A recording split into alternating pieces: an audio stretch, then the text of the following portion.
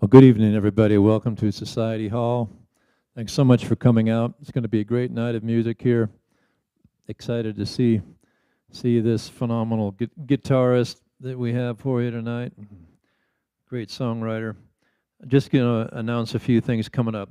I'm Don Richmond, one of the board members here, and we've got a lot going on in Society Hall. You might have noticed out front. We're enclosing that front porch, and of course we're raising funds to do that. So if if you bought that winning lottery ticket, just remember us, okay? But really, anything that you might feel like tossing in our direction will be most appreciated. We got some very cool stuff coming up. A week from tomorrow night on September 7th, Sunday, September 7th, there's going to be a kind of four-person, four-artist songwriter in the round show here that is going to be a fundraiser for a nonprofit that I am also a part of called Howlin' Dog Music Group. That HDMG, whatever you want to call it, raises money and gives small grants to singer-songwriters to go somewhere and record their music, because it's harder than ever to make money, because CD sales are so low because of nobody has a CD player anymore, etc. Anyway, it's a great cause, and it's going to be a great night. Walt Wilkins, Susan Gibson, Pat Byrne, and me are going to play. And we'll just swap songs. Those are really some of my all-time favorite people to listen to. So it's going to be a fabulous night. So anyway, if you're in the area, please come. You can buy tickets at the Society Hall website and all that, as usual. And then September 20th, we're going to have our annual celebration where we block off the road and set a stage up out on the street and stuff, and have some outside music and usually food and drink, and have as much fun as possible. This year, we're going to have Michael Hearn and South by Southwest, and the band I play in, the Rifters, are going to be the two acts. So it's going to be a bunch of fun. So anyway, that and Fred Hargrove also. Fred Hargrove will open the show. He's a dear friend and a fine songwriter and performer. So that's going to start about 4 o'clock for the music anyway, and you can come by earlier than that. We'll have beer and food and all that sort of thing happening out there. Some other things coming up. September 26th, a British singer-songwriter named James Kirby is going to be here. He's amazing. He's won all kinds of awards, and it just sounds like a wonderful night. October 10th, Randy Lewis Brown, who's he's pretty well known down in Texas, but has also lived around Albuquerque. But he's got a summer place up the Conejos River here, so he's got a local following too. Fine singer-songwriter is going to be here. October 17th, the Bill Hearn Trio. Good old Uncle Bill, one of my all-time favorite humans, and someone who influenced untold numbers of musicians over the years. Anyway, there'll be stuff up on the website, so societyhall.org. Check it out if you can. And thank you for being here. Tonight we're thrilled to have this gentleman back with us. He's been here once before, and he's known far and wide, probably first and foremost as a guitarist and studio musician, slide guitar player particularly. But he has been knocking everybody out with his own songs and his own writing and performing here for quite a while. He's used to be based in Austin, but now is up in Vancouver. So he gets around quite a bit. But anyway, thrilled to have him. Would you please welcome Jeff Plankenhorn, or as he is often known, Plank.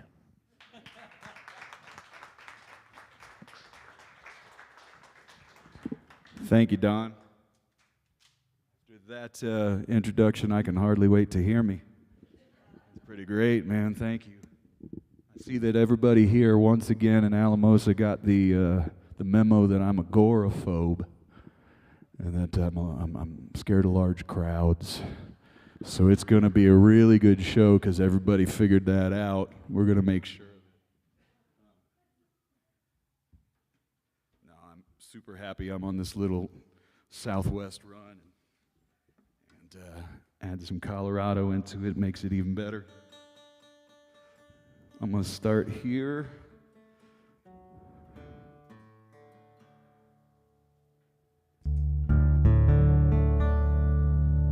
Start with something kind of up tonight.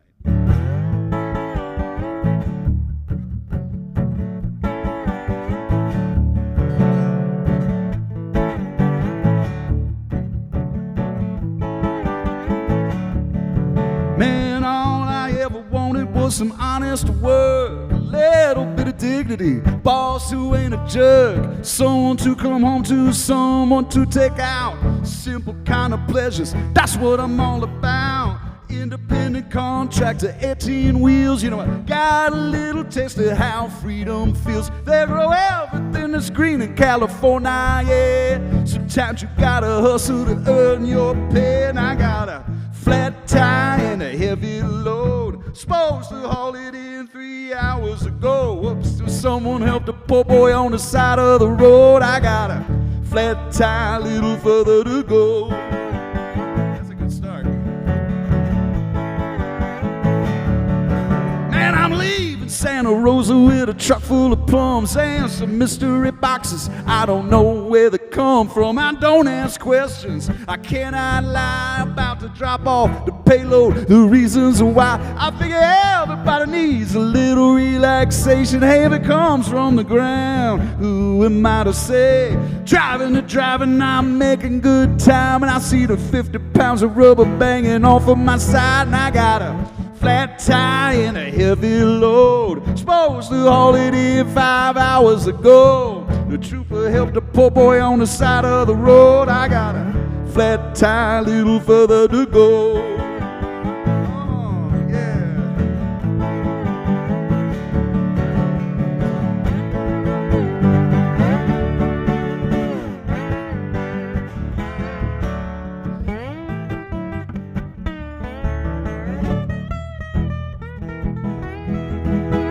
Steering axle blowout, man, I threw on the jig. 30 miles south of Old Salt Lake. See, I was sweating my cargo, I was plotting my escape, when the trooper pulled up with a grin on his face.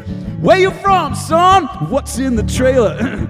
Agriculture, sir, from a Golden State wholesaler. Open up the back while we're waiting on the tow. I get a little bit hungry driving up and down this road. 20 minutes later, he throws me back my keys. He says, I hope you don't mind, I grab me a handful of these. And then he tips his hat and says, have a nice day. It's just another afternoon in the USA. Flat tire and a heavy load. Supposed to haul it in several hours ago. Hey, the trooper helped a poor boy on the side of the road. He had a flat tire, a little further to go.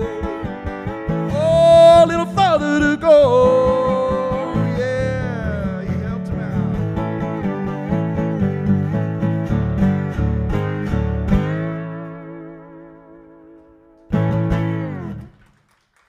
All right. So I wrote that song with a friend of mine. His name is Scrappy Judd Newcomb, and that's really his name.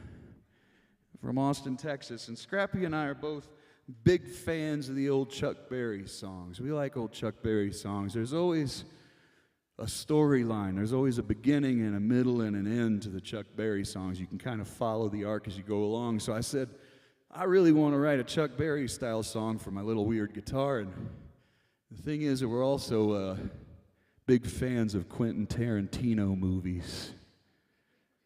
You know, the ones where, like, at the end of the movie, they've kind of rewritten history of the way things should have happened. You might know which ones I'm talking about. We wanted our hero in the story. He didn't know what he was getting into.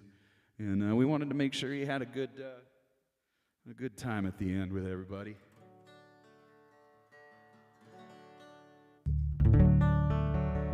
Obviously, this is the first time a number of you have appeared before me, so I imagine you're a little nervous.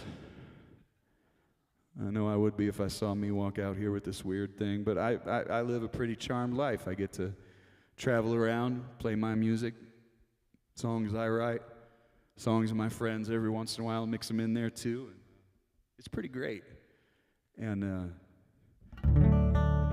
for 16 years of the 20 that I lived in Austin, Texas, I was a side person and played for some really, really great people, you know. I'll name drop them later. You know, I'm not above that. Anytime anybody name drops, they're just trying to make themselves appear one rung higher on the entertainment ladder, leaned against the wall of illusion and broken dreams. Except I was talking about that with Ray Wiley Hubbard the other day. And he says name dropping is a disgusting habit. But about 9 years ago, I started getting this song on like quote unquote Americana and college radio around the country.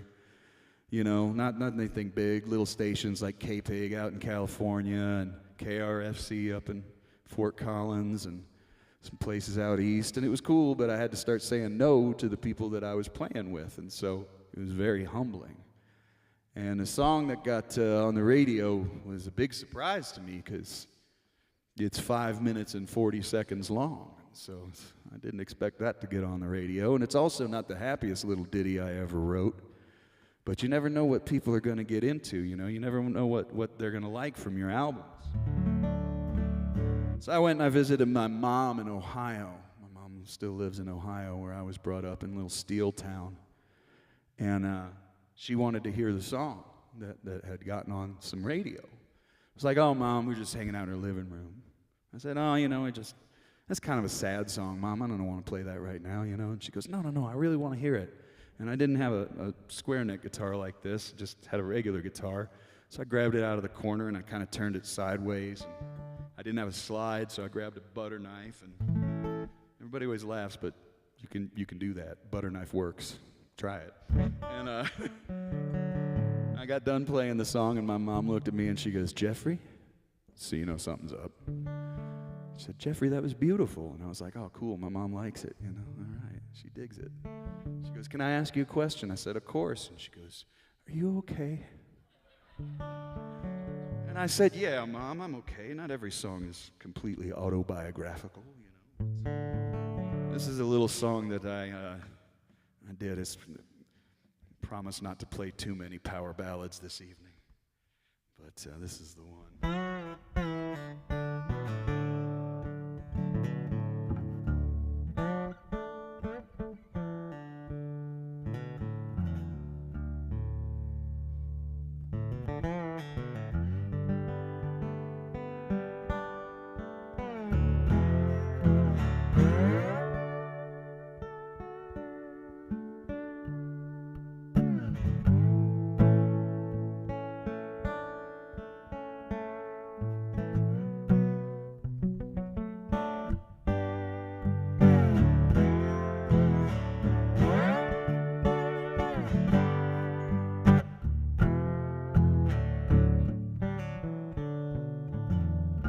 Louisiana is my home.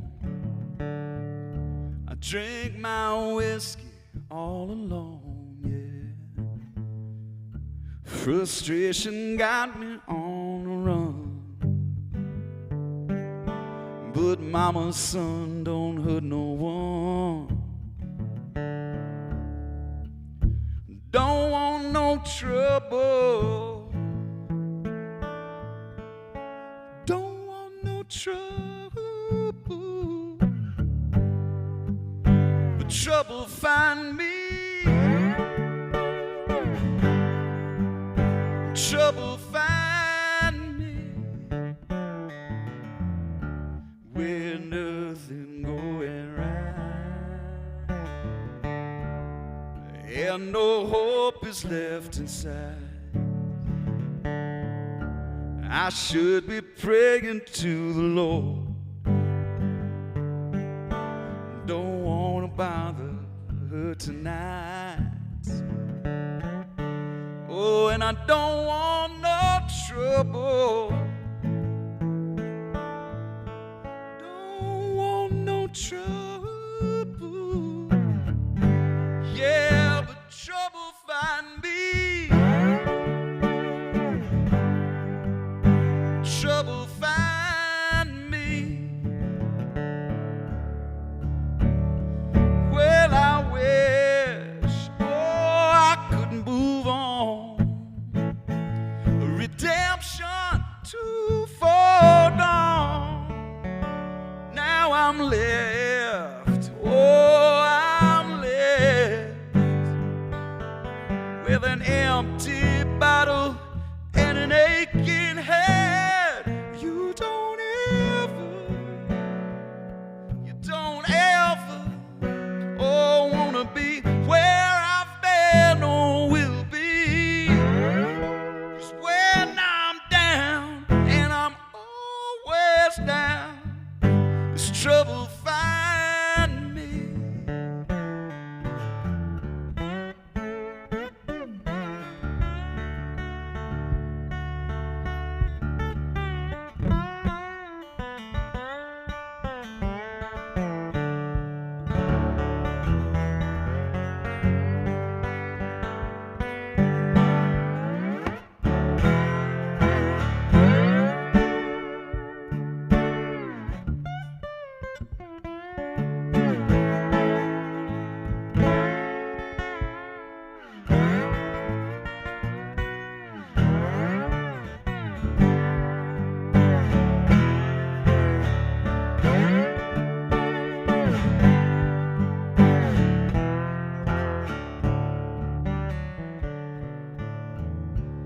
I can't take it no more. All this knock, knock, knocking on my door, when nothing's on the other side. But still I'm always open wide, and I don't want no trouble, no. Trouble, yeah, but trouble find me. Trouble find me. So come on, trouble find me. Yeah, trouble find me. Yeah.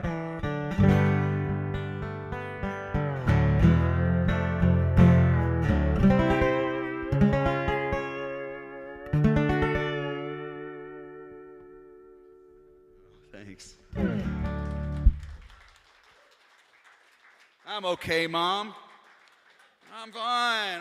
Sometimes you just need to get it out. I think I said this the last time I was here, but it's funny. I got done playing that. It was like one of my first house concerts under my own name, and which is Jeff Plankenhorn, but my newest album, the moniker is now J. Plank. It's a long story. Publicity. But this lady was sitting in the second row, and I didn't even ask. And she just looks up at me, and she goes, I was in Long Island, New York, doing this house concert. She looks up, she goes, I can see why your mother was worried. And I was like, yeah, man, she gets it. She gets it. All right. I didn't even ask, but she just said it, you know. So 20 years in Texas, my wife, I did, it's okay, everybody, I married a foreigner. My wife's Canadian. She moved down to Texas to marry me. And I didn't really realize that she was moving from Paradise to Austin, Texas, which Vancouver Island is actually where I live. It's not the same as Vancouver. Vancouver is a big city the size of about San Francisco and more expensive to live in. Vancouver Island is about an hour-and-a-half ferry, and then it's 8 hours from top to bottom drive and 4 hours across. It's about the size of Scotland, you know. And it's very beautiful. It's very beautiful there, you know. And so we'd go up there in the summertime for like a month, and we'd visit my wife's family, and a month became 3 months, became 5 months, became, why are we leaving? You know, and my wife was like, well, what about Austin and the music scene? I'm like, I'm on the road all the time. I don't have to be in Austin anymore. We can make this our home base. So we got really lucky. We were going to move in April of 2020. So we just moved it up a little bit. I was on the road, and I called my wife, and she's like, do you think we should wait out this COVID thing for a couple weeks and see what happens? And I've been listening to podcasts. I was like, no, baby, we need to leave. You know, only just because I wanted her to be close to family and stuff like that. I'm still an American. I'm wonderfully lucky to have, not dual, but I'm a permanent resident up there. They can smell an American. It's pretty easy for them. But I'm proud, you know, of the things that we grow up being proud of, you know, civil rights, due process, all the things that happen in the United States that are really cool. And I am still a proud American for those reasons. Can't take it out of me. But living up there, I've been landlocked every place I've ever lived, whether it was Ohio or it was Austin. Now I live on the water. You know, and it's an adventure every day for somebody who's not been. I love the water. I've always been drawn to it, but I never lived close. So I started writing songs. They started coming into my purview, you know. We live in this little house on top of a hill, and it overlooks, you could see over City Hall to the rest of the town. Town's about 35,000 people or so. And then from there you could see the docks, and then from there you could see all the cruise ships that go back and forth to Alaska.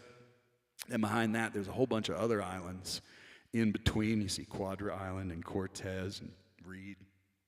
And then behind that, you can see the mainland. And then behind that, you can actually see the outline of the Pacific coastal, you know, mountains. And this is just like morning coffee for me now, people.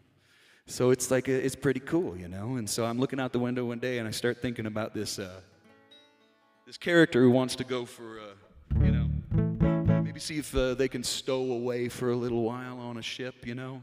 I was worried about doing this song because it was the title track to my last full-length album.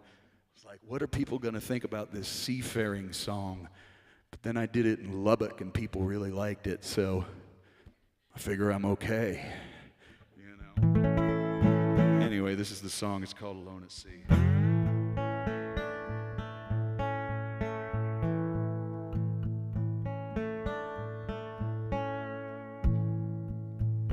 Tugboat, fisher boat, sailboat, yacht, freighter, dory, skiff or barge, where are you going? Where have you been? Can I hitch a ride and see my story begin? I really want to go out on the ocean. I really want to find a little island. Really want to fare my days alone, 'cause I'm oh so tired.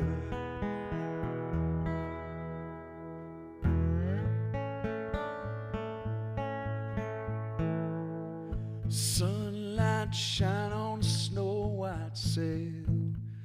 Cool breeze of warm winds never fail. When all is said and done, I still should have a little fun. But who will you leave behind you when you run? I really want to go out on the ocean. I really want to find a little island. Really want to fare my days alone, 'cause I've grown so tired. I really want to dream the dreams of angels, find something better in the in-between. Really want to be okay being alone at sea.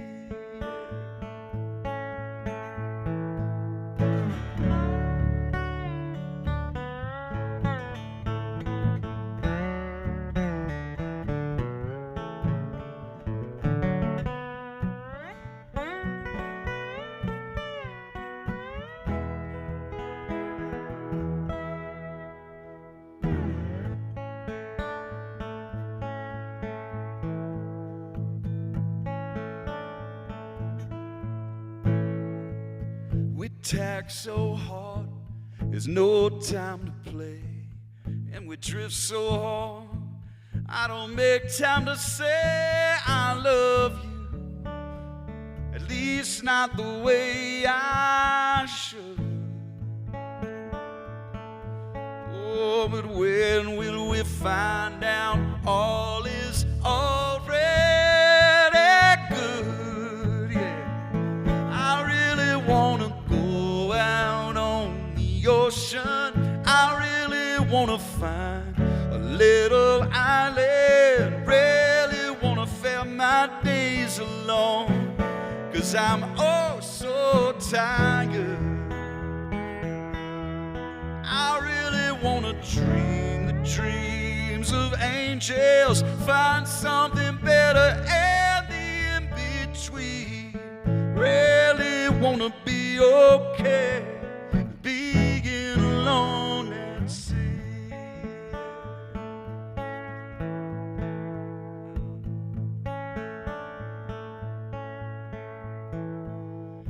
Tugboat, fisherboat, sailboat,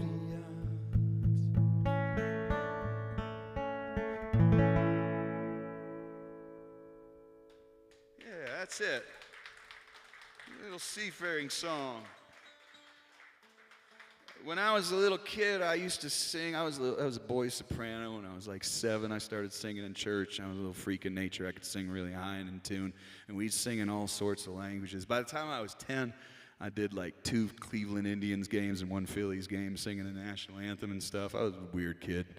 And I turned 12. I picked up guitar, a little bit more serious. And but then, you know, after 20 years living in Texas, which is sort of a bilingual country, and then going to Canada, which is a bilingual country, I was like, man, I should start singing in other languages. So I did a French and a Spanish version of that song, and I put it out on streaming and stuff, and it's great. I get to see my Spotify numbers go up in Paris, but not going there anytime soon, but it's still pretty cool.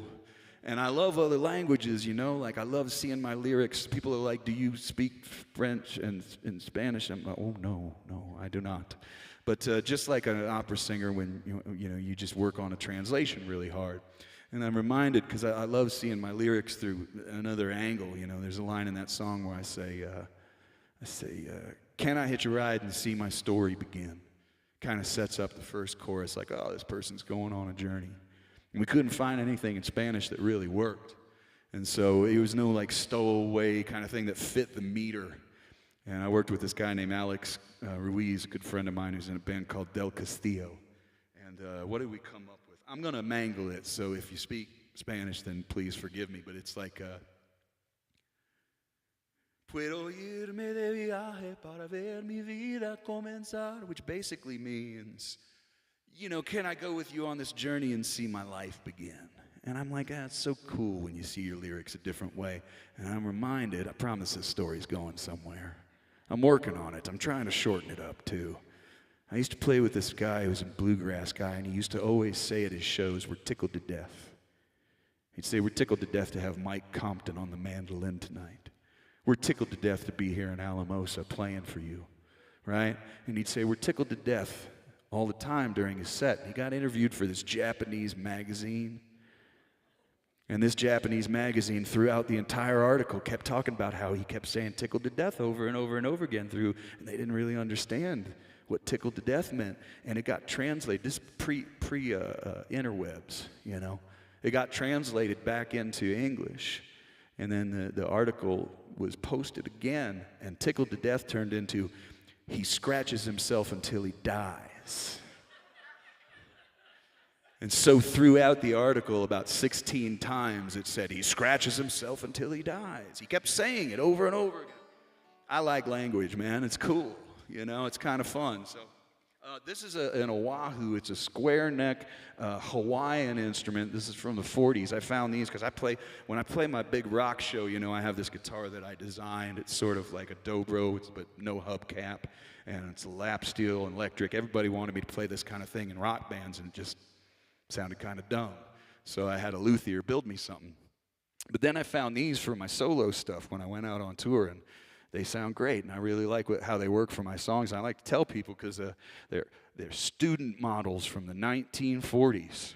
I keep one in Texas, and I keep one in Canada in various guitarsenals. Thank you. And you know, I like to tell people because it's a fine, high-quality Hawaiian instrument from the 40s, made in Cleveland. Wahoo Publishing Company, Cleveland.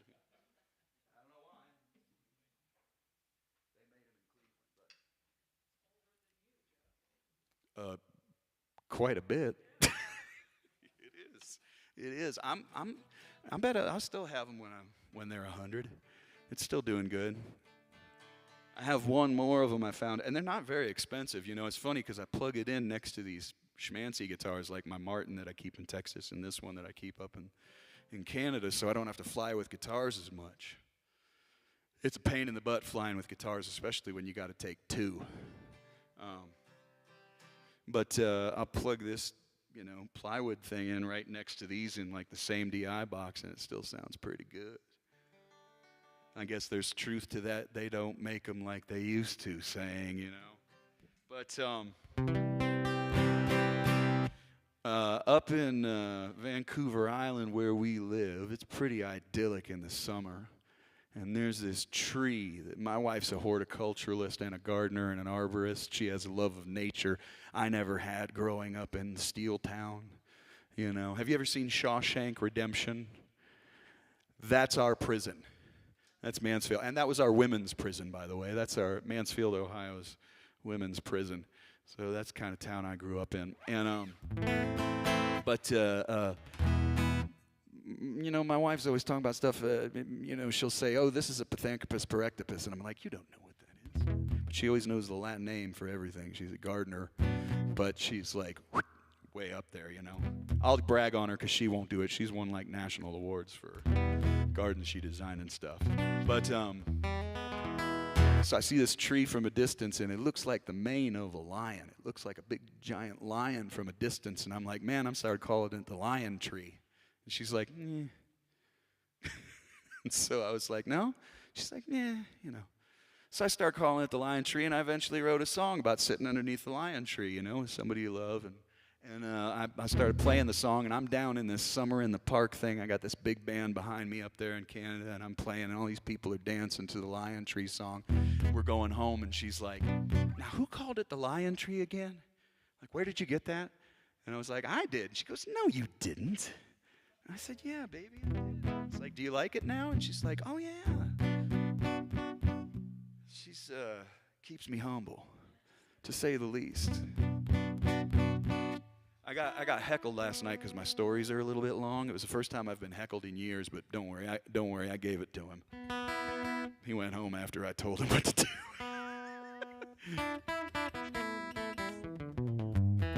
But sometimes I get a little long-winded, especially when I talk about my wife. Can I tell you one more thing about her? Can I?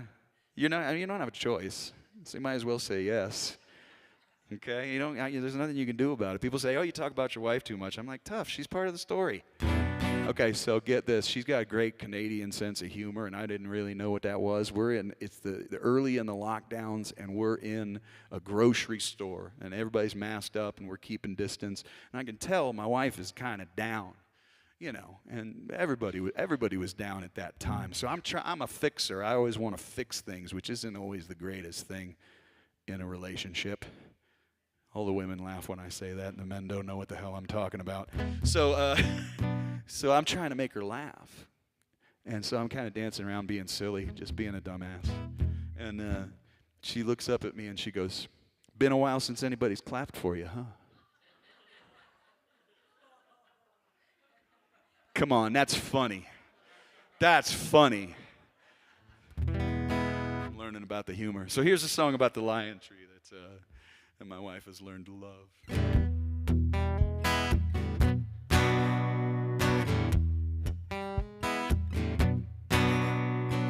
Oh, Mr. Sun is spreading his love again. Well, I only need a trickle of rain every now and then.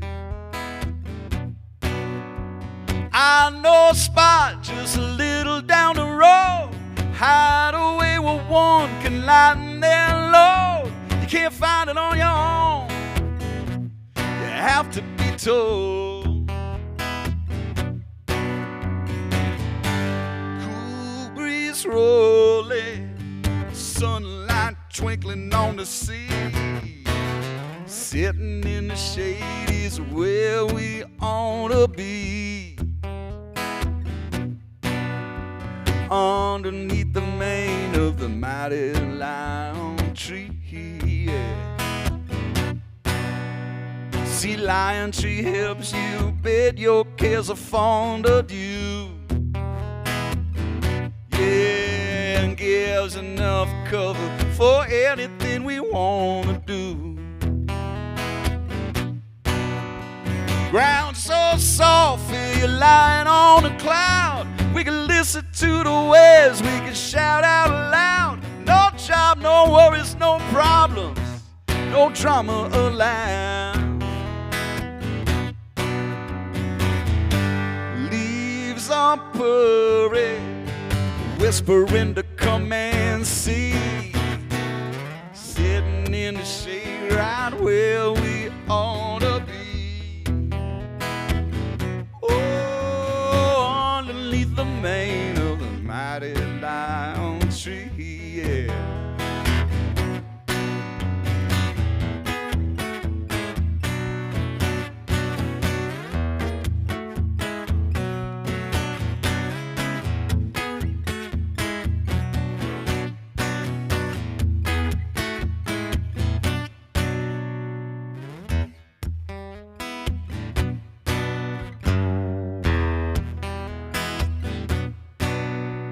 Curl up in his arms like a newbird in a papa's wings. Oh, with the big sky open to the song that he brings. Time moves slower, everything is absolutely free. Sitting in the shade right where we ought to be. Oh, underneath the mane of the lion tree, yeah. K-I-S-S-I-N-G.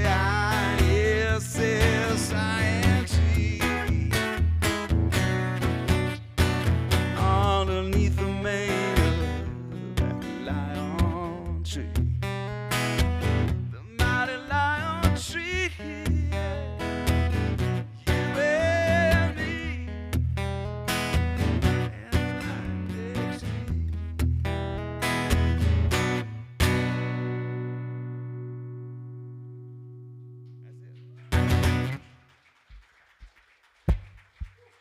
Sorry about that, Robert. Things just not sticking in place. I should have taped it down. Big round of applause because I just made that horrible noise for Robert back there doing the sound. They never get their due.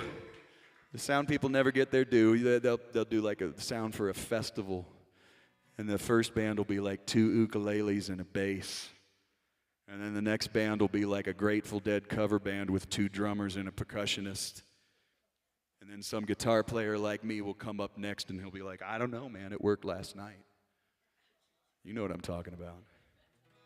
And they handle it with grace. It's not out of the realm of possibilities. If you're in a really, really great place, or you're at a festival, or you're like at a club and it sounds great, it's not out of the realm of possibilities to tip a sound person. It'll make their night. Just enough for a 6-pack or something, you know. I've seen it happen. It's a great thing to do. Because if it wasn't for the sound people, I'd sound like... It's true. And thanks Brian back there doing the video as well. We're streaming, aren't we? How? Are you ready to light rock? Sorry, I don't know. Let me do a couple more. Does anybody here know what a sync agent is? You ever hear about a sync agent? Okay, a sync agent, you get your little solo career going. What you really want is a sync agent, you know. I got 2 albums coming out this year, believe it or not. One of them's back there. I'll tell you about it right now. But a sync agent somebody who pitches your music to television and to movies and to commercials in hopes that you will get some of the last vestiges of good money for music. So I have me this guy and got me this sync agent, and he's really good, and it's great. That's why you get a little bit of mailbox money. It's not like it used to be, but it's still something. And every once in a while, he'll write me a little sheet and send it in an email. We need songs like this. We need songs like this or that, or something that you're going to write for. So one time he wrote me and he said, we got a Ford truck commercial, and I was like, oh man. And I always carry a mic when I'm on the road. Sometimes I'll be playing on people's albums. Don knows what I'm talking about. And I'll be playing from the Motel 6, and I'll be on the record, and nobody even knows. You know, because you can do that these days, you know. And I'll be in my hotel room, and I'm like, oh, I got to write something for the Ford truck commercial. So I'm like, time to get tough, you know. And I didn't get it. But I know, it's a shame, especially with that great song, you know. What were they thinking? But so he writes me recently, like about 6 or 7 months ago, he said, man, we really need songs about hope. And I was like, well, that's really cool. Bless you. I said, that's really cool. No, I've never sat down and wrote a song about hope. That sounds like a cool thing to do. So I sit down, I start writing this song about hope, and I'm like, yeah, this is turning out pretty cool. I like this song, you know. And then I thought, you know, I should call him and ask him what it's for. I didn't ask what the song about hope was for. So I gave him a call, and I said, Joe, his name's Joe. I said, man, what is this song about hope going to be for? What movie or TV or a commercial? And he goes, oh man, we've got a ton of zombie movies right now. And I said, what? And he goes, yeah, man, you know, you're at the end of the movie or you're at the end of the show, and they're like, we're gonna make it, man. Like we're just gonna make it. They're like right on our tail, and we gotta have some hope. And I went, shit. But I had already started writing the song, you know, and I kind of liked it. So I was down on the Gulf Coast, and I was recording at this really, really great little studio that's right on the Gulf Coast in Rockport, where they do this Guy Clark Songwriter Festival. It was a great little studio. It's right on the Gulf. It's on the Gulf of Mexico, by the way. I was on the Gulf of Mexico. I don't know where anybody else was, but that's where I was. I'm not a political guy. I don't like any of them, but that's some 10-year-old shit right there. I'm sorry. I mean, come on, let's be serious. And like I say, I don't like any of them, but that's some funny stuff. Yeah, so I'm on the Gulf down there, and I'm recording, and all these songs just started coming out of me, and then I was just like, man, I walked away, and I had like 16 songs, so I called the guy. I called my label. I said, can I put this out as like just a soft release and just sell it at shows? And my label said, sure, that's fine. And so I've got vinyl and CDs back there. And the first song out on it is this song I wrote about hope. So.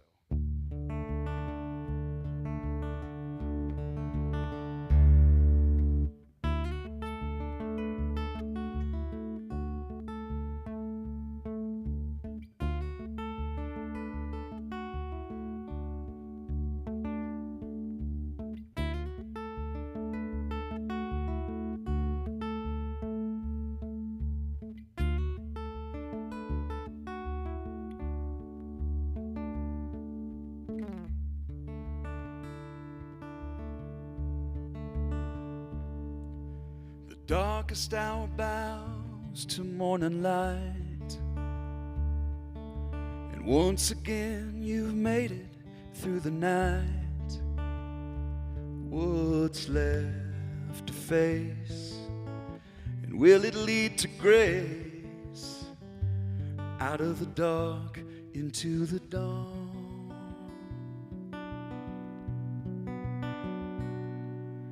Quiet voice proclaims the time is now, and yet you rose again with furrowed brow.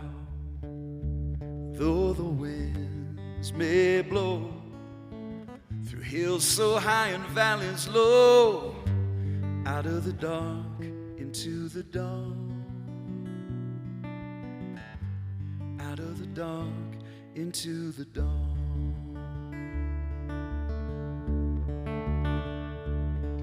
Storms ahead, then lightning tears the sky, but suns will always rise to clear the clouds from your eyes. Out of the dark into the dawn.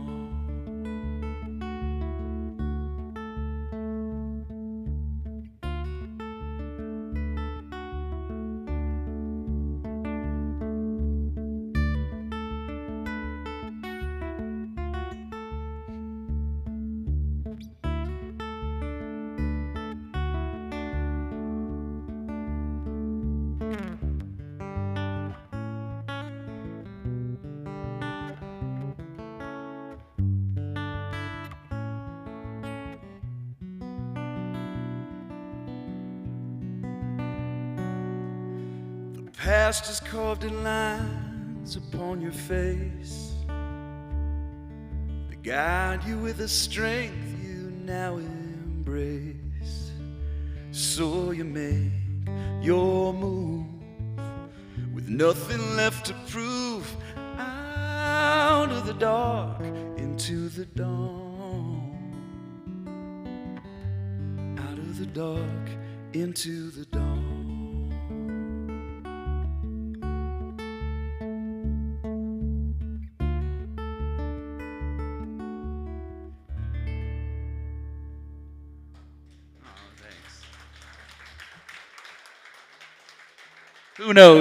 Who knows? You may see it in your next Pedro Pascal zombie TV show, you know, and if so, then you'll say you knew me when.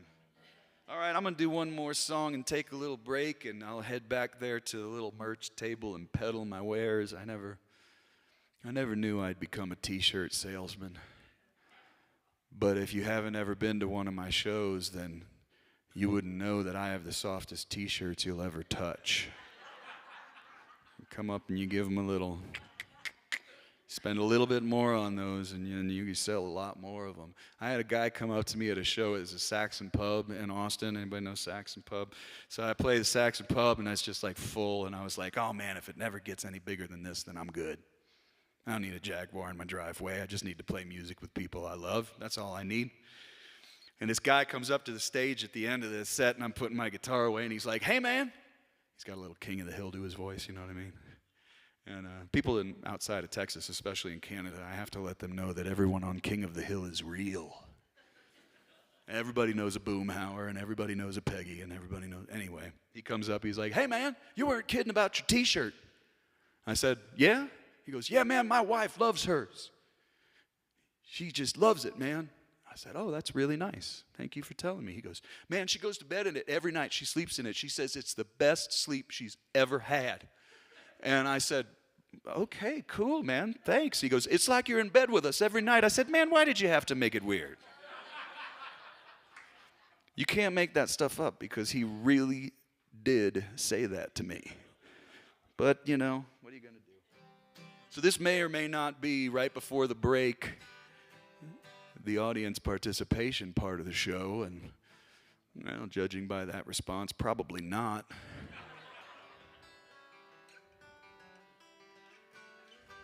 I never knew I was going to be a sing-along guy, but every once in a while I got a song. It's kind of fun to sing along, so we'll see what happens. I won't. You guys don't want Cedar Edge to put you to shame. You're small, but you're mighty. It can happen. I know we got some singers in here.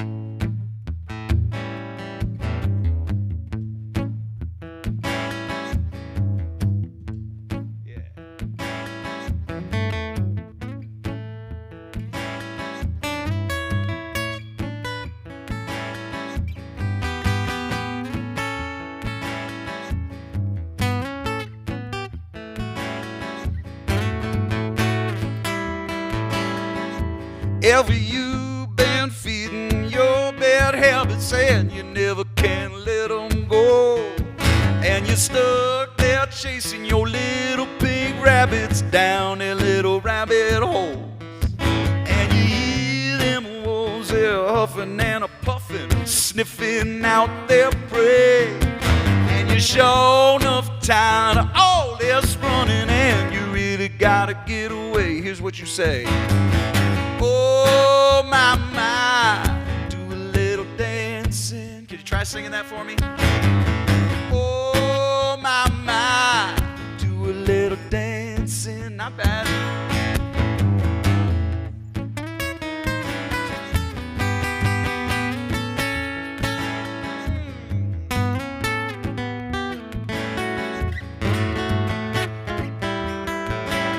Well, now if you're searching for the man with the tattooed head to get your head on right, oh, you burn the top down on some cellophane, hoping you get real tight, and then say, don't be looking down your nose. I'm doing what I gotta do. I tell you to leave your worries with Coat Check Jenny.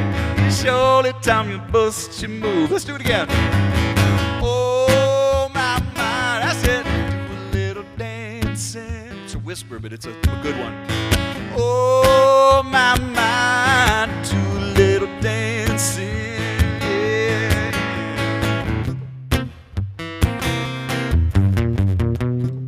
Yeah.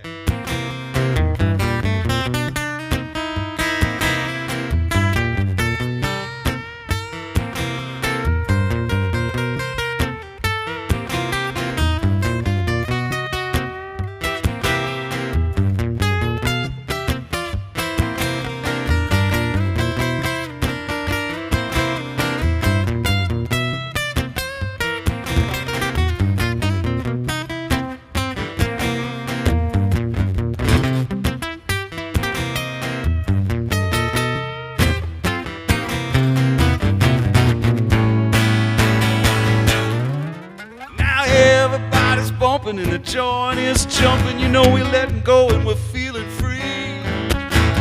Don't be one of them wallflowers, Jenny. Come on in and dance with me, because there ain't no problem that we ever seen can't be fixed by a slide with Claudine. 2 a.m. don't come too soon. We don't ever want to leave. Here's your last chance.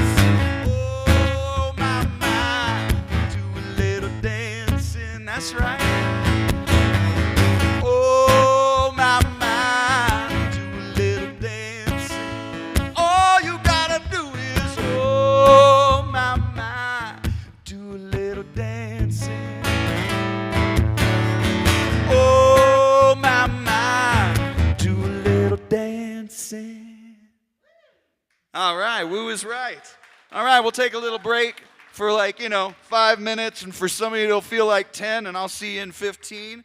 Make sure you go back there with Ruthie and Sarah and get yourself a little refreshment, a little cookie, and come see me. I got my Sharpie and everything. I'll see you guys in a few minutes. Thanks for being here.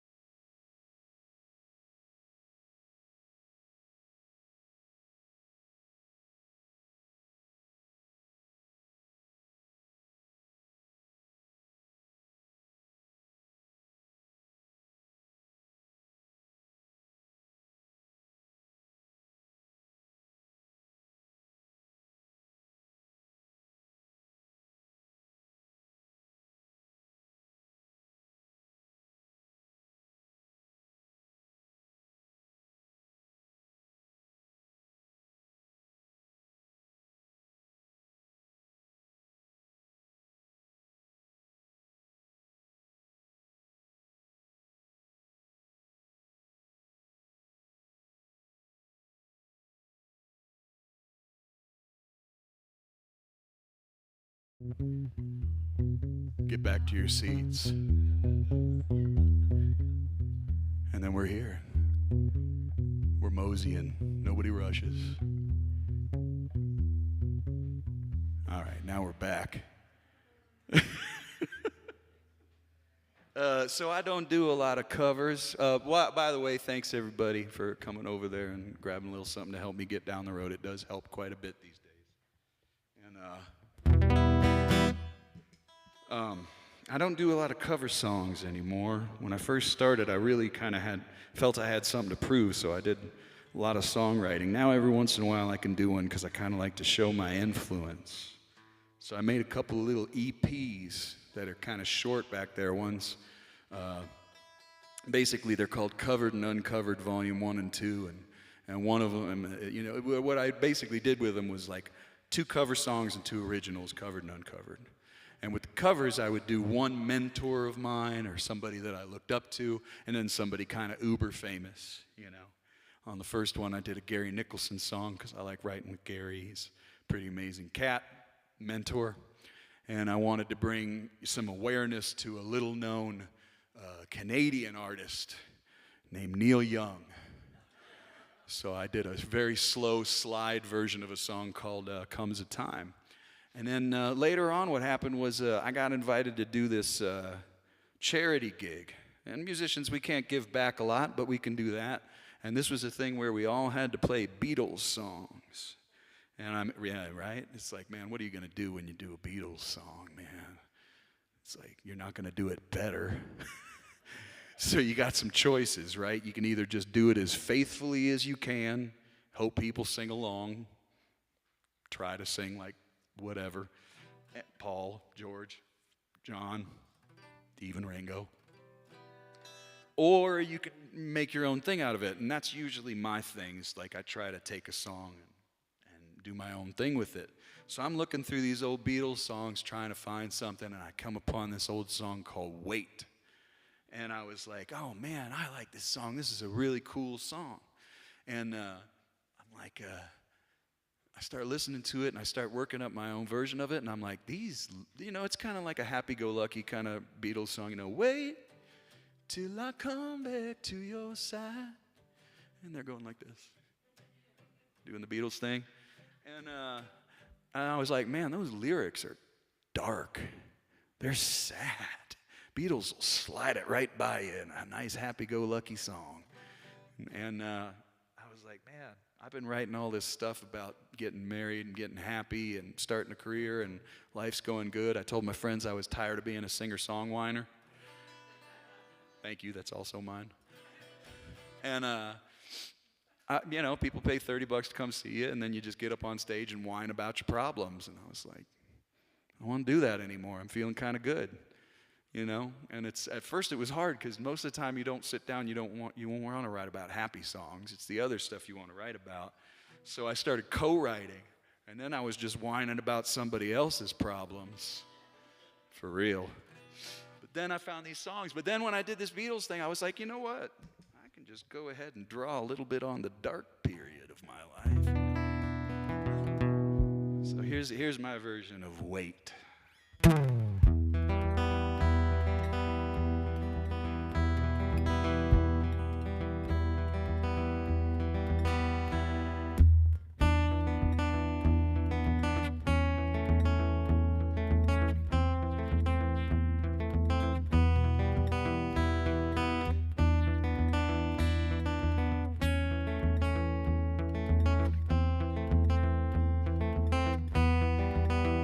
It's been a long time, now I'm coming back home. I've been away now, oh how I've been alone. Wait till I come back to your side. We'll forget the tears we've cried. But if your heart breaks, don't wait, turn me away. And if your heart's strong, hold on, I won't delay. Wait till till I come back to your side. We'll forget the tears we've cried. I feel as though you ought to know that I've been good, well, good as I can be. And if you do, I trust in you. You know that you will wait for me. It's been a long time.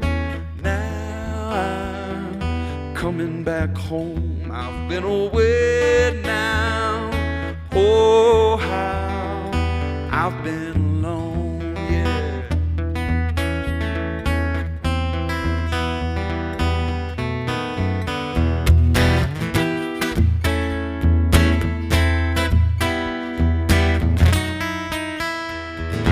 Wait till I come back to your side. We'll forget the tears we've cried. I feel as though you ought to know that I've been good, well, good as I can be. And if you do, I trust in you. Know that you will wait for me. If your heart breaks, don't wait, turn me away. And if your heart's strong, hold on, I won't delay.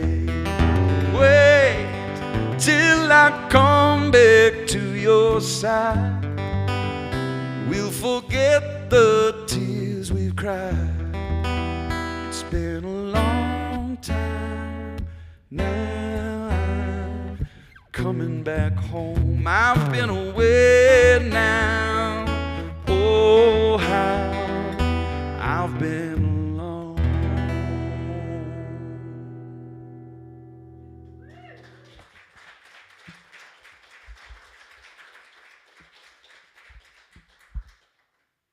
You know that thing where he's like, I've been good, good as I can be. You know something's going on there, right? Oh, I heard it. Somebody recorded it. Thanks. Hope I didn't mess up. Some of you might know my friend Susan Gibson. A few might know Susan. Susan's pretty cool. She came to a show that I did in Wimberley, Texas, where she lives. She came to a show about a year before I recorded my last full-length album. It's called Alone at Sea, the one I was telling you about. And I was at the time picking out songs to send to my producer to try and help me figure out what songs to put on.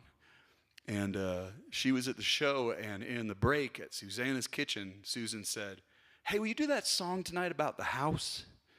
And I was like, "What are you talking about?" And she said, "You know, the one about the house that you wrote." And I was like, "I don't know what you're talking about." And she's like, "Yeah, you know, the floorboards creaking and the tin roof's leaking." And I was like, "Oh, yeah, I remember that song. I haven't played that song in forever." So I played it. And she was like, "Yeah, that's one of my favorite songs of yours." And so I gave it to my producer before I made the Alone at Sea album, and he liked it too. And I was like, "Man, that's a really old song." And he's like, "It doesn't sound like an old song." And I said, "Okay." And I like to tell people, this is a song about a house I used to live in. And I am really glad I don't live there anymore.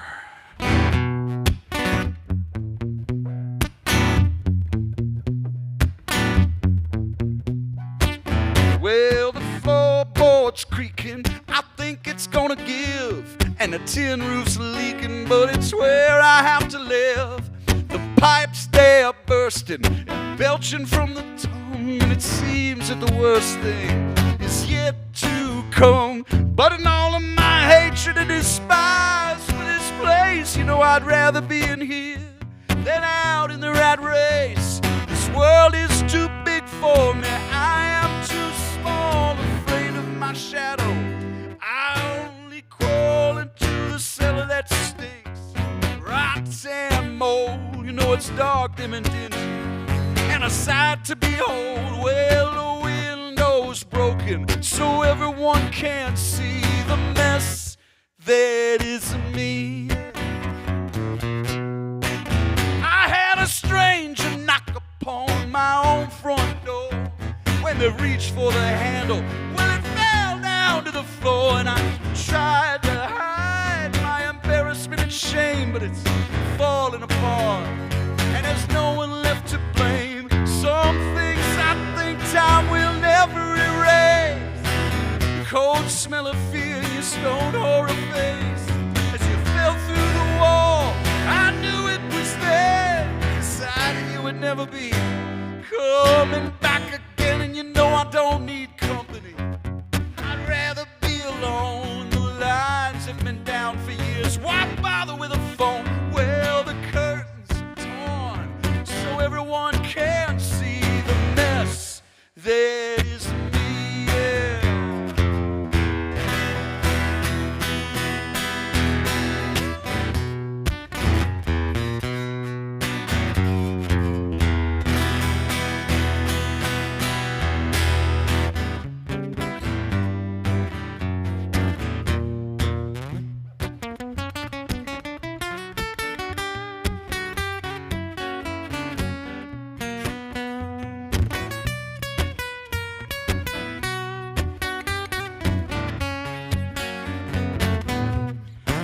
I could take one step away from what I call home, and I was never born to ramble.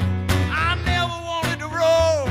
I never get letters or check my mail. The portraits have fallen from rusted nails, and I'm reminded of advice an old friend had to give you. See, he said, if you don't take care of home, where the hell you gonna live? Well, the window's broken so everyone can see the mess that is me. Yeah. Mess that is me.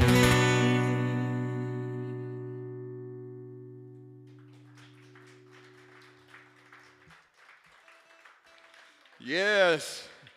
After 20 years in Texas, I can say that's a metaphor. No? I like it. Oh, yeah? She's one of my favorites, man. Yeah.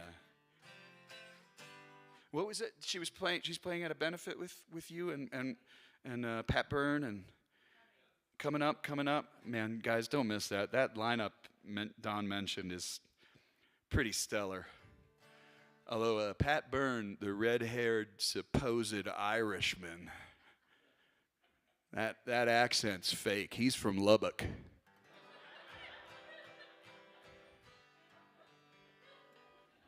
He's got y'all fooled. He's got y'all fooled. Pat's great, man. I love that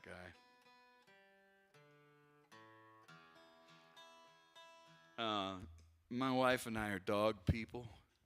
We always got a couple of rescues, a rescue rolling around in our house somewhere. And I've been taking pictures while I'm on the road. I always take pictures of people's dogs. One of these days, I'm going to do like a coffee table book, Dogs of the Road or something, because I could never have a dog until I got married. My wife is smart enough not to go on the road.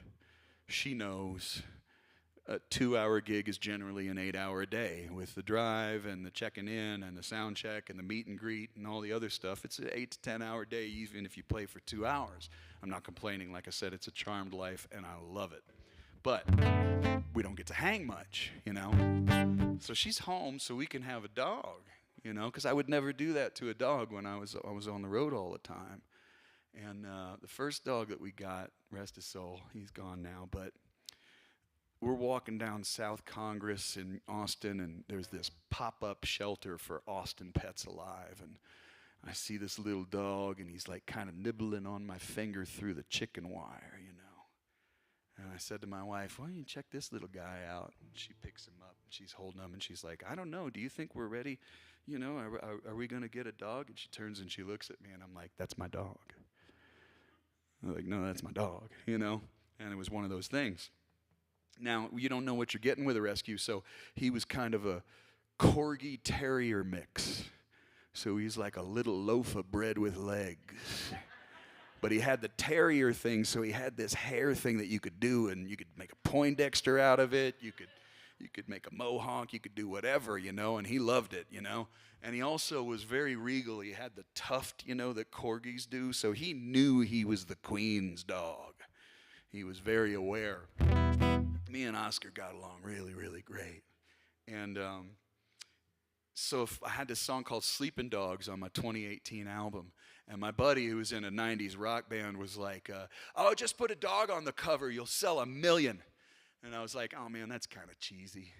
But then my other buddy I mentioned earlier, Scrappy, had this great idea. He's like, what if, like, the whole cover of your album was just fur? And I said, that would actually look really cool, you know? And so we kind of did this thing where I had this good photographer take a picture of Oscar, just like a zoom in on his eye, and he's got a little sleep in his eye. It looks like he's just about to fall asleep, and there's nothing but fur.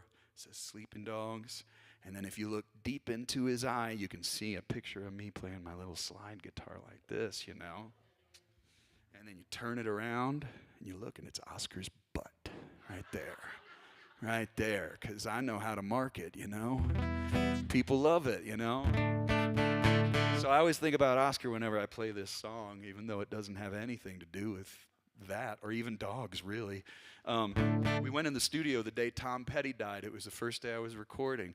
And whether we like, you know, I mean, he just kind of just jumped into all the songs. It was like, oh, what would Mike Campbell do on this solo? And what would we do with this? And what would we do with that?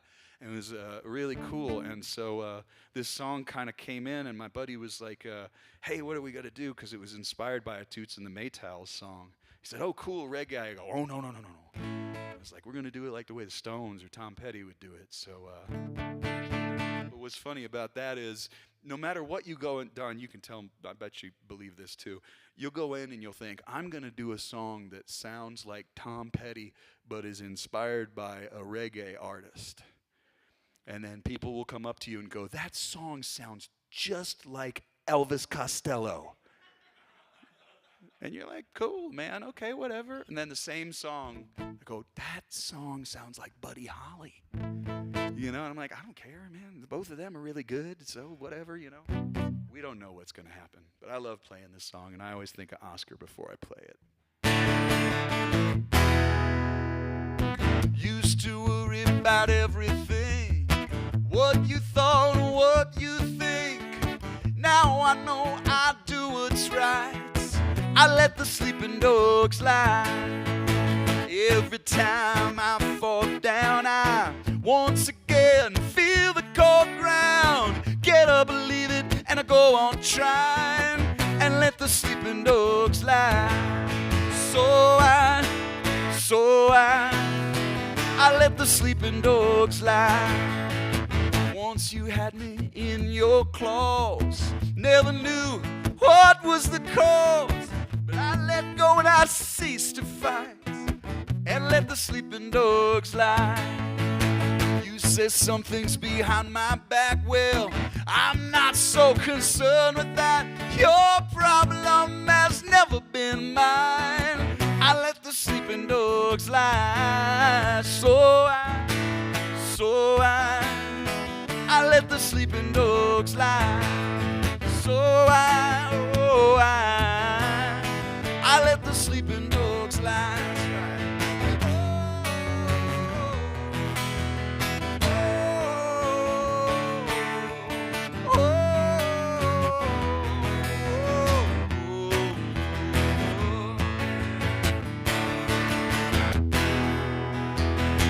Used to look for someone to blame. That's exactly when I lost the game. No more tears come from my eyes. I let the sleeping dogs lie. I see it clearly coming through the mist, the way to finally be done with this. The illusion of power, it fades with time if you let the sleeping dogs lie. So I let the sleeping dogs lie. So I let the sleeping dogs lie. So I let the sleeping dogs lie. So I So we all get the idea by now, right? She has a heart so true and kind, but what I love is a beautiful mind. All them troubles we can leave behind and let the sleeping dogs lie. Ah!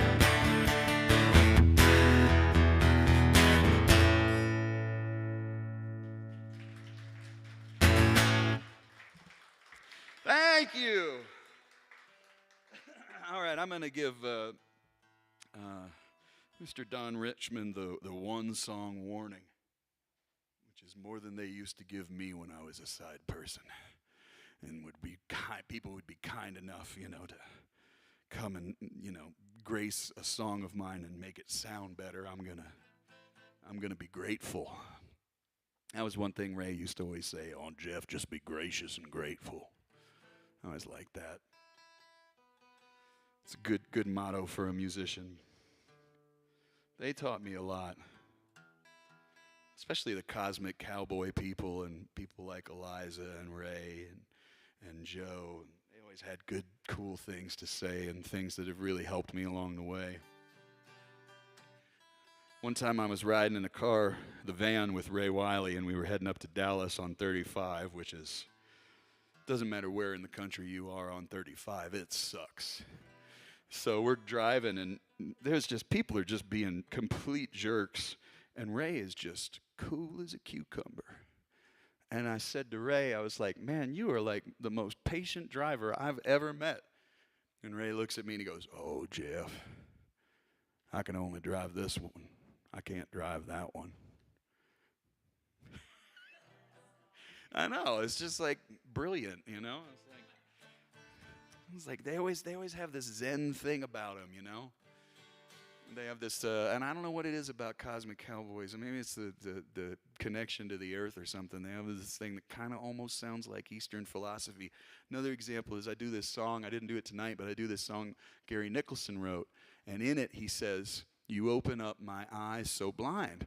And we were playing it live one time on the radio, and I was singing it, and he was playing it. And I said, you open up my eyes so blind. And afterwards he comes up to me and he goes, Jeff, you got some of the lyrics wrong, or you got one of the lyrics wrong. And I was like, oh man, I'm sorry, because if you don't know Gary, he's written the last two Buddy Guy #1 hits in blues. He wrote for Bonnie Raitt and Vince Gill, and pretty much most of the Delbert McClinton songs you love, Gary Nicholson wrote, most of them. And so I didn't want to get his lyrics wrong, and he looks at me, and I said, oh, what is it? He goes, it's not you open up my eyes so blind, it's when you open up my eye so blind. And I looked at him kind of confused, and he goes, third eye. And I was like, what? I'd been playing that song for a long time, and I never really knew that's what he meant, I thought it was just about opening up my eyes, and it was about opening up your consciousness. Something. I love those cowboys. So, as you could probably imagine, I don't always do great with producers. Now that y'all are getting to know me, I'm kind of better off usually if I produce my own work. Producers tend to say things that I can't believe they come out of a human being's mouth. A lot of times it really drives me crazy. And so I'm going to give you an example and leave this person's name. There are a lot of songs that are called the same thing. There's a very famous Hold On by Tom Waits. There's a very famous Hold On by the Alabama Shakes. That was their first hit. There's a ton of songs called Sleeping Dogs. It's hard to write a song that hasn't been written title-wise. So I have this song called Something Wicked. And of course it comes from Something Wicked This Way Comes. Cool phrase. So I was writing a spooky song, and that's what came out. So I sent this producer a bunch of songs. He's helped me pick out what's going to go on the album. And he says, I like this song, and I like this song, and I like this song. I was like, cool. He goes, I like your Something Wicked song, but I just did an album with Lucinda Williams. And I was like, oh, God. Here we go. And I said, yeah. And he's like, and she has a song on her new album called Something Wicked This Way Comes. And I said, oh, man, well, that's cool. It's no big deal. I got tons of songs. I'll put that on something else. So I forgot about it. And then a week later, I'm on the phone with him, and he goes, I know I really like your Something Wicked song, but I just did this album with Lucinda Williams. And I'm like, dude, you don't have to show off to me. Like, I know you're cool. I hired you. I'm thinking this in my mind. Like, what is he doing, you know? I mean, Lucinda Williams, this is like one of the greats. Like, of course, I'm in awe, you know? And I don't have to do that. And I said, yeah, man, we talked about it already. We don't have to do that song. It's okay. Don't worry about it. So then I get to Nash Vegas, and I'm there. Thank you. That's mine too. And I get there, and I'm in the studio, and I'm in the booth, and he mentions it again. And I'm like, ugh. So he comes in and he's like, you know, I know about your Something Wicked song, and I know it's cool, but I just did this album, and I'm like, yeah, with Lucinda Williams, you know, and he's like, yeah, and you know, I know the whole Ray Bradbury thing, and I go, oh, no. I couldn't take it anymore. And I stopped him right there. I said, nah, man. I said, it's Shakespeare. And he goes, oh, it's Shakespeare. Well, I'm a huge Shakespeare guy, man. Like, I'm really surprised I don't know that. It must be from something kind of obscure, huh? And I said, yeah, it's from a really obscure Shakespeare play called Macbeth. And I felt pretty vindicated in that moment. And he never mentioned it again. And I went ahead and put it on my latest album as a bonus track. So here's my Something Wicked.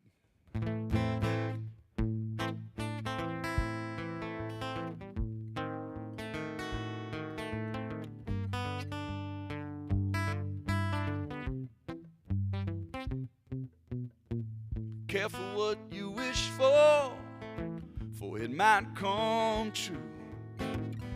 What else can a poor soul do? I'm on 6s and 7s, and you know what that means. Well, the demon crept into my dreams. Oh, my, help me find my way. Leave behind, oh, yesterday.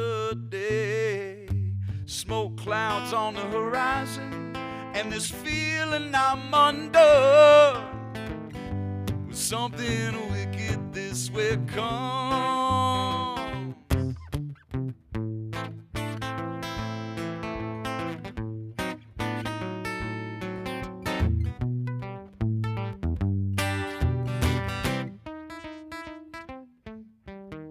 I miss the morning sunrise, yes, I toss and turn at night, with nothing but worry and fear and fright. My lonely candle consoles me, heart racing with the guitar strums. Well, something wicked this way comes, here comes.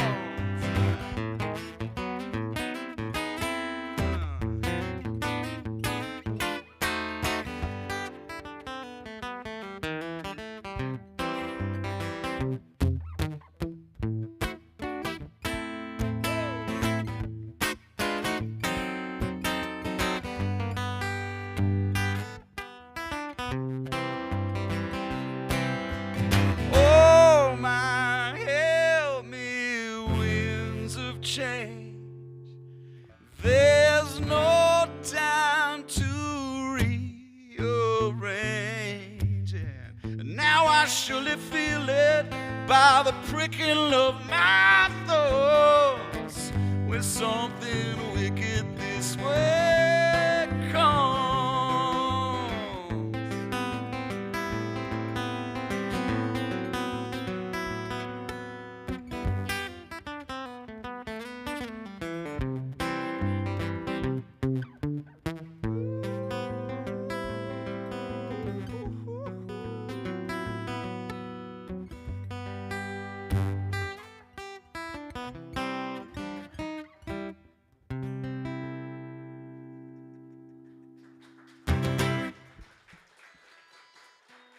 Oh, thanks so much. So back when I was, I was vindicated. Back when I was a side person, I used to produce albums myself, and every once in a while I'd produce an album, and I thought it was really fun. And I was always trying to get whatever was in the person's head when they wrote it. I wanted to try and find something close to that. That was my way, you know, because I don't profess to be good at a lot, but I'm good at communicating with musicians. If a musician gets up on stage, I usually make them feel pretty welcome, and they feel at ease, you know. And if I'm coming up to play with somebody else, hopefully I can do the same thing. So I was recording this gal. She sent me some music, and she sounded like a young Bonnie Raitt. And I was like, oh, I can't wait to produce this girl's album. Her name's Brooke Graham. And after we produced the album and we made it, about 3 weeks after it came out, she called me and she said, Plank, we're #1. And I know there's a lot of Texas charts, roots, and, you know, Americana and blues. And I said, oh, cool. What are we #1 on? And she mentioned a type of music that at that point I didn't know existed. She said, we're #1 on trop rock. And I was like thinking, what the heck is trop rock? And it's not yacht rock, it's trop rock. And I was like, what is it? And she goes, so I finally asked her, and she goes, oh, you know, like Parrot Heads, Jimmy Buffett, no shirt, no shoes, no, you know, that kind of thing. And I was like, oh, tropical rock. Okay, cool. And sure enough, I went and I looked at this chart, and she was #1. And she started playing all these gigs in all of these, like, Bahama places and, like, everything that's known as Floribama, you know. And I was like, man, good for her. That's really awesome. And then I was sitting in the studio, and I was telling my buddies about it, and they're like, man, you ought to do that. And I was like, you know what? Maybe I should try and write a trop rock song. You know, who knows? I'd like a gig in Fiji. Why not, you know? So I wrote myself one, and well, as usual, it didn't come out exactly the way I thought it would, but there's also a audience participation part on this, so maybe we'll see. You did so well. Even though it was soft, it was mighty. We'll see what happens. I'm going to play my trop rock song, too, because it's on the new thing.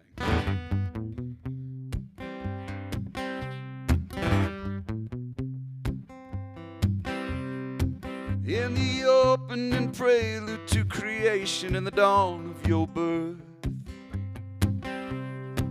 you took a pretty good shot to be a flower or a gem on this earth.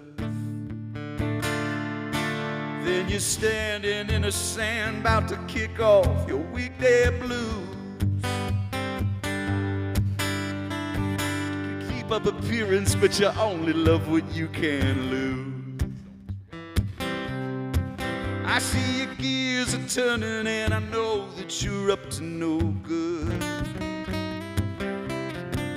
Come down from your life gone thrown and being misunderstood.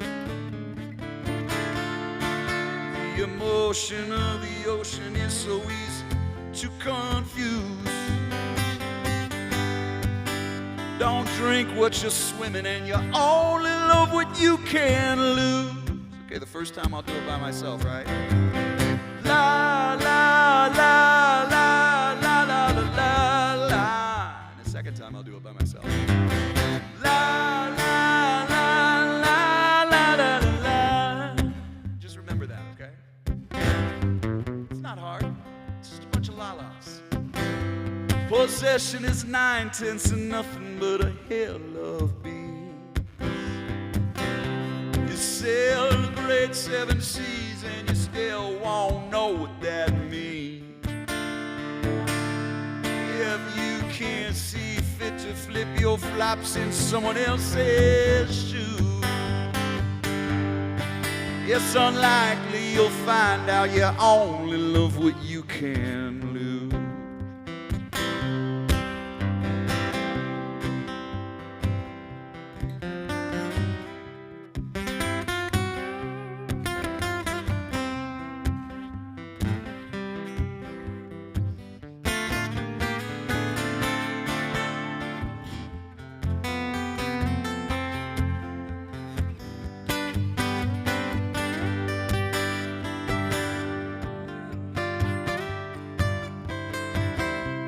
Here we go, you guys ready? La la la la la la la la.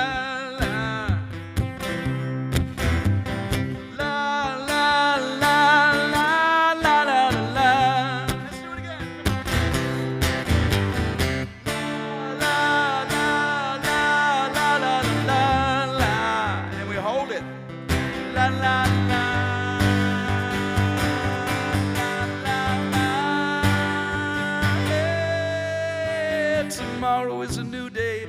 You'll be trying out your brand new hat. Oh, you never stay too long, but mama, there ain't nothing wrong with that.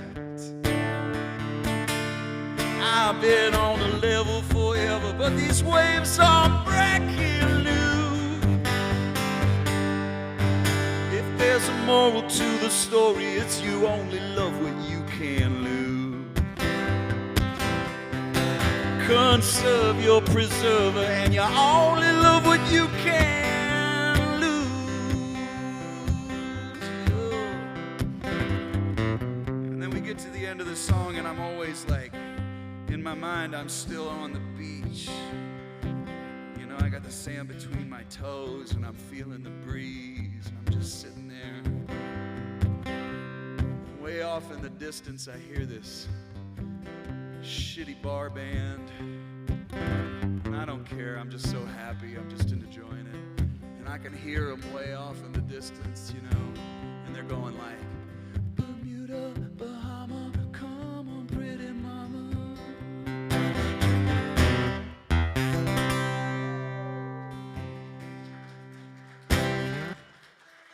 All right, that's enough of that.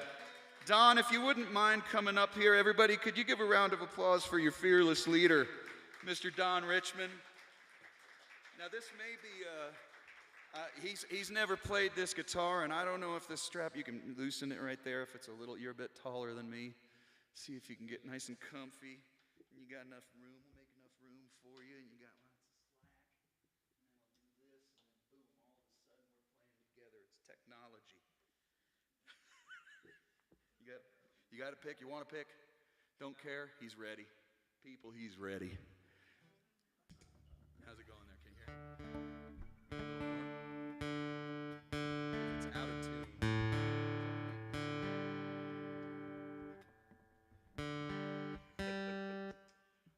Let's see. Okay, so I mentioned that I did another album this year. I went to the Netherlands, and I recorded with this really cool band called the Southern Aces. And I love that they're called the Southern Aces because they're from the south of the Netherlands.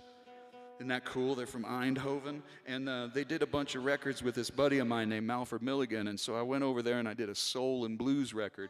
Kind of went back to my roots. I'm tuning up too. Sorry about that. I'll let you go first. And then, so, you know, I learned as much Dutch as I could before I went over. Like as much as you can on like Duolingo. You know, and I get over there and they're like, why are you learning Dutch? We all speak English. And I was like, I don't know, man. You go over there, you want to be cool. You want to be on somebody else's, you know, you're on their turf, right? So you want to do something. And then they start teaching me some colloquialisms, especially for Southern Netherlands. And I'm like, oh, that's really cool. That's kind of nice of them, you know. And I find out that one thing they say that I really love in the south of the Netherlands is when you say goodbye, you say howdo. And I was like, well, that's suspiciously like howdy. That's going to be easy for me to remember. And so I say, you know, whenever we're getting off of like a FaceTime or we were hanging out, I'd say howdo. They go howdo, you know. Okay, so I get to this Haarlem, which is about an hour west and south of Amsterdam, and I'm at this this guy's. He's a CEO for a small indie label called Suburban Records, and he wants to put out the record. And we have a great meeting. So at the end of it, I'm like, "Hey, you know, this is great. We're going to make a record together." And he's like, "Yeah, I love this record. I love what you're doing. Let's do it." And so I throw one out just to see if I can get away with it and be cool. And so I go, "Okay, how do?" And he goes, "Oh, you must be from the South." And I was like, yeah, man, that's exactly right. That's exactly right. But, you know, we got it. So this is a cautionary tale about people in excess. Might be for like, you know, a Bezos or a Musk kind of thing, you know. It's like because we all fall for it sometimes. You know, I fall for it, you know. I just don't, you know, it's like I feel like anybody who works really hard, they deserve to make lots and lots of money, you know, but we haven't really gotten to terms with the fact of how much a billion really is, and like 98 billion, it's a little ridiculous, you know, like 500 million's not enough for you, dude. Anyway, so, I mean, and the last verse of this song may or may not be about me, because I fall for it too. Sort of like a Highway 61 kind of thing, you know. We are born into this world with a mighty clean slate. Yeah. We got all good intentions, born to narrow and straight. Oh, and the devil come a knocking, he's all mean and gruff. He's telling all God's children, you never get enough. Yeah, he's telling all God's children, you'll never get enough. That's all it is. Now sweet success may come with the bitter taste. You got it. And then you hit those skids in the fat cat race. But you can't take it with you, and you're flying off the cuff. You won all the money in Shreveport, but you never get enough. Yeah, you won all the money in Shreveport, but you never get enough. All right, let's do this. It's call and response. Oh, you never get enough. That's all you gotta say when you go. Oh, you never get enough. Come on, Hampshire.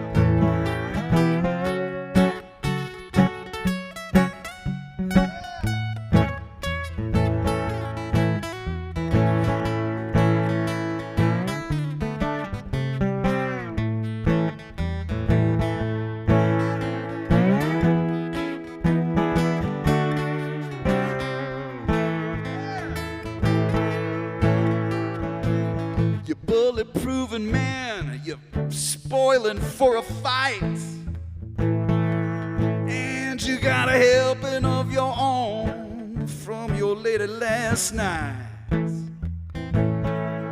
Well, she puts you in your place when you act so tough.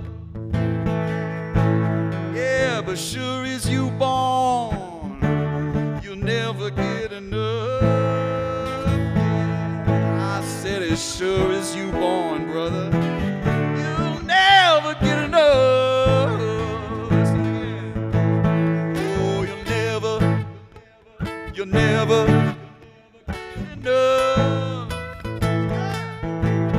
Oh, you'll never get enough. I'll take one here.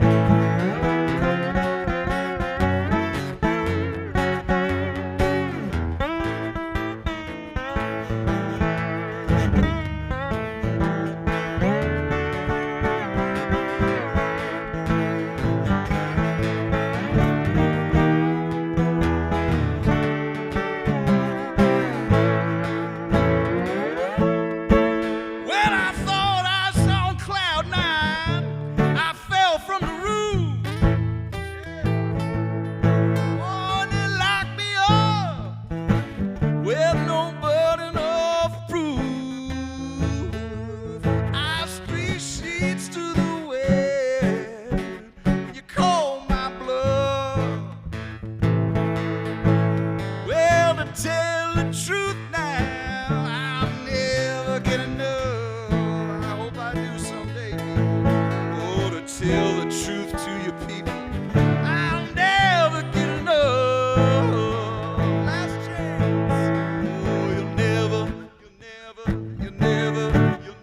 get enough. Oh, you'll never get enough. Take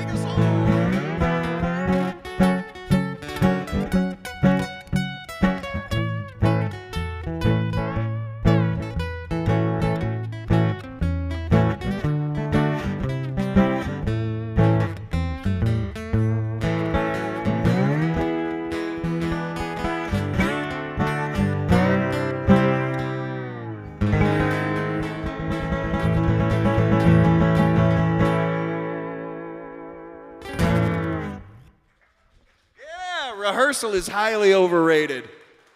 That's how that goes. All right, can we do one more together? And I'm not going to do the weird, on a nice light night like this, I'm not going to do the weird thing where like I walk away and then you go, and you can come back. It's like, oh no, I couldn't. I just couldn't. No, we'll just do the encore right now. Does that be all right with everybody? Once again, Robert back there on the sound. Brian doing the videos. Ruthie and Sarah, the volunteers.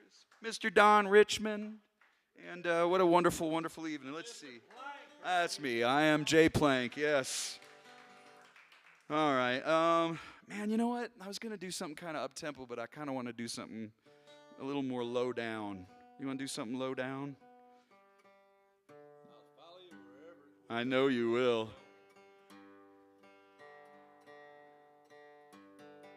I always wanted to write a song about a suitcase. I think suitcases are cool. You know what I mean? I mean like sans wheels, like early suitcases, you know, they got like a story to tell, you know? I like old suitcases. So I wrote a song about a suitcase, because, you know, you see a suitcase and it's like, you know, somebody's either coming or they're going, or in my case, they're a snake oil salesman of sorts. You can just fill blues on this whole thing in G. And it would make me ever so happy. Oh,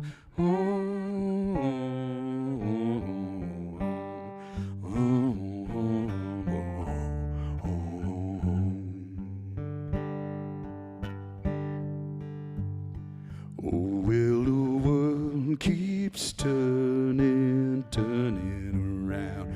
I have no place to call my own, so I keep on moving across this hallowed ground, work my feet and fingers to the bone.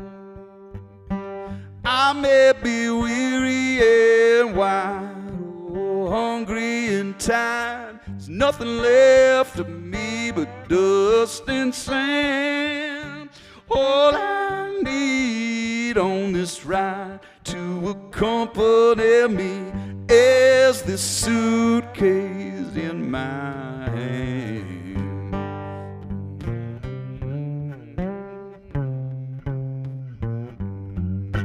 You know the shell is worn and weathered, Mom, and it smells of cheap wine and good weed. Scratches and scuffs on the leather tail, trauma of my calling, bound to succeed. I keep a picture in a frame of a clear blue sky, a marine band harping, I'll be damned if the glories and the sorrows that I do not deny live in the suitcase in my hand.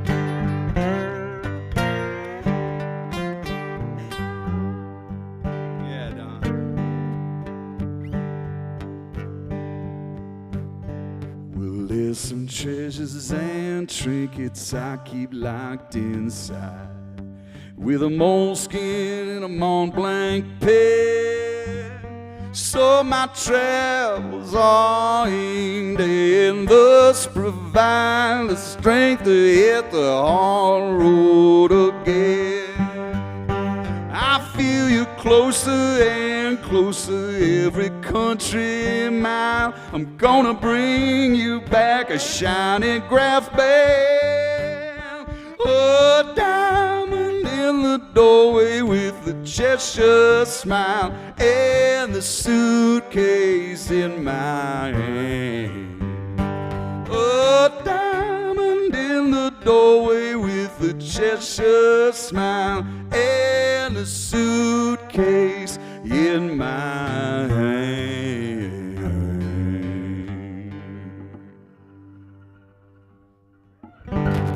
All right, thanks very much, everybody. Thank you. Thank you so much. Have a wonderful, wonderful evening. Thank you, Alamosa. Thank you, guys. All right, take care. Cue the music.